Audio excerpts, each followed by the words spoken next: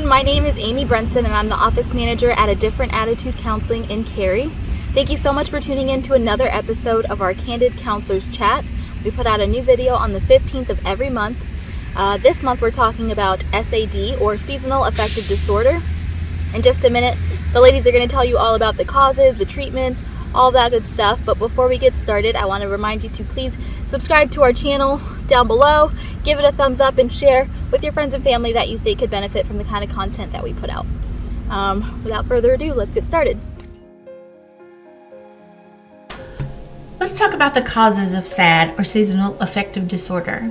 It's primarily believed to be a biochemical imbalance, usually related to the serotonin or melatonin in our brain, or it could be a vitamin D deficiency. Normally these occur during the changes of the seasons, some kind of shift in our internal clocks or our circadian rhythms that get off balance because of the changing in the seasons. Did you know that there's actually a summer and a winter pattern of SAD? You can experience the symptoms of SAD in either summer months or winter months, even though it's primarily more known to be a winter disorder.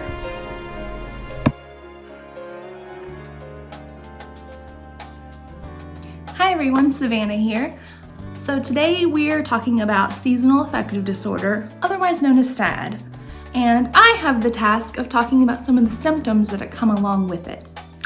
So, interestingly enough, SAD is usually associated with feelings of depression during the winter months. However, you can also experience SAD during the summer, which is when I personally do because I don't like the summer. The symptoms include being depressed most of the day, having a loss of interest or pleasure in activities you once found pleasurable, having low energy. And this is where a distinction starts.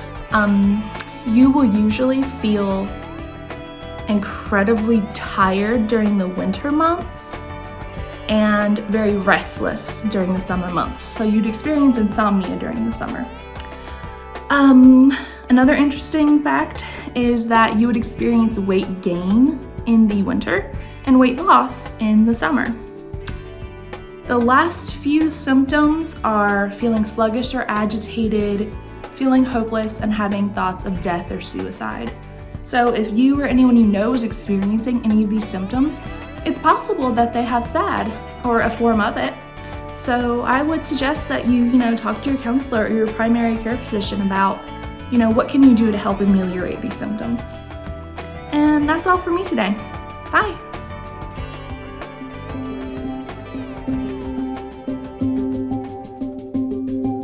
Hi everyone, I'm Autumn and I'm so glad to be back with you guys and discussing seasonal affective disorder.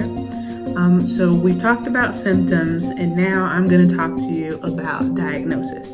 And so a lot of the times when you're going to a professional, whether a doctor or mental health professional, this can show up as depression symptoms, right? It's very similar, and there's different criteria we look for to bring upon the seasonal aspect of this disorder. And so you have the symptoms of depression, you're feeling low and down, you may have some physiological symptoms with your body, so you may have aches and pains, not wanting to do anything during a certain time, right? So we're getting into the winter. This can happen for people, especially in the winter time, because we're inside, we're not really socializing as often as we do when it's warm, but it also can happen in the summer months, the warmer months, okay? So when you come to a professional, more than likely you'll get some screenings done, possibly a physical if you're going through a doctor. If you're going through a mental health professional like someone here, we'll probably do assessments around depression to see how severe it is, and then probably ask you, is there a specific time of year that this is happening, that this is occurring? Okay, so if it's in between months, so fall or spring, and you're pretty normal, you're pretty good, you feel good, and then some reason summer or winter hits, and that's when that downward feeling of loss of appetite, maybe some changes in your behavior happen, then if we see a pattern of that over months, or if you've experienced this for years, then that'll be a clear indication for us that we need to move forward with seasonal affective disorder. So just remember, it can be difficult to spot, but maintain keeping documentation of your symptoms so that way we can best help you and move forward with treatment. Thank you so much.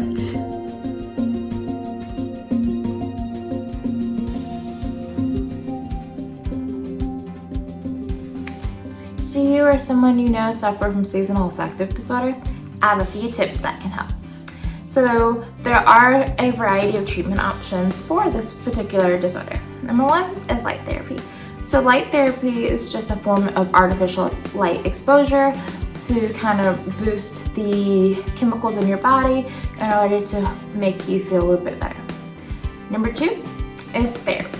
Therapy is just a great way to talk about what's been going on, your feelings, and to kind of just get everything out and share why this time of year is a little bit more difficult for you. There's also antidepressant medications. With the help from a primary care physician, this is a great opportunity to get additional help if your seasonal affective disorder is impeding your everyday life. Then there's also vitamin D over the counter that you can get at any drugstore. It's a great way to also get that vitamin D, that natural nutrient that we would typically get from the sun that just doesn't really show up during the winter and fall months.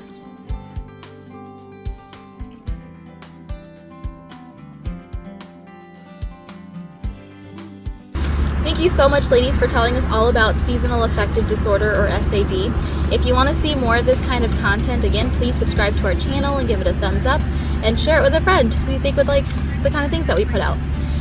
You can also find us on our Facebook page. It's A Different Attitude Counseling, or our website www.adifferentattitude.com. And then we'll see you again next month to see what the heck we're talking about then. Okay, bye.